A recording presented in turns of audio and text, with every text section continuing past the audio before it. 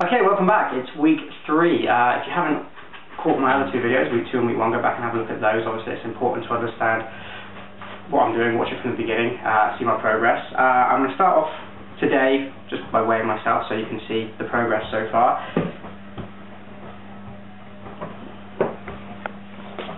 Okay, so you can get a look at that. That's 11.7, so that's another 3 pounds, which is great. Again, if you remember from my first week, my target was actually 2 pounds a week for the 12 weeks to get my body fat down to a nice low percentage. So we're well on track there. 6 pounds last week, 3 pounds this week, so that's 9 pounds over the first 2 weeks. Again, all this information, I'm not going to go through it in the videos. You can get it from my ebook, which is on my website, which I'll give you at a later date.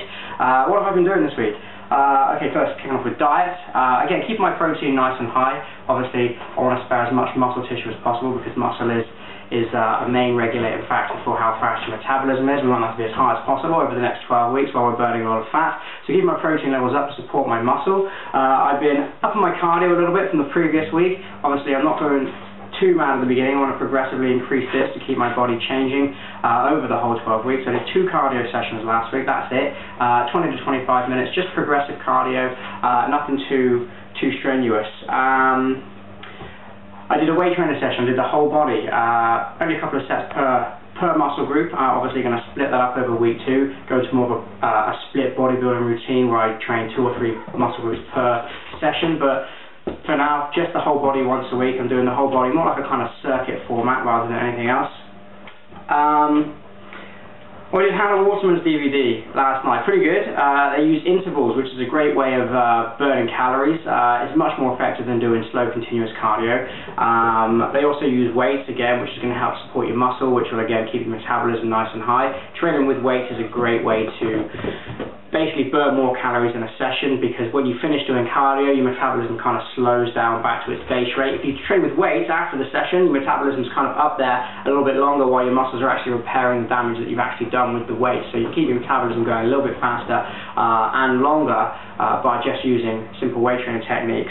That brings me on to my exercise of the week. Last week I showed you a man maker, which was the first exercise in my morning routine. That whole routine you'll get to see later on in the videos, but I'm breaking it down one exercise at a time for now.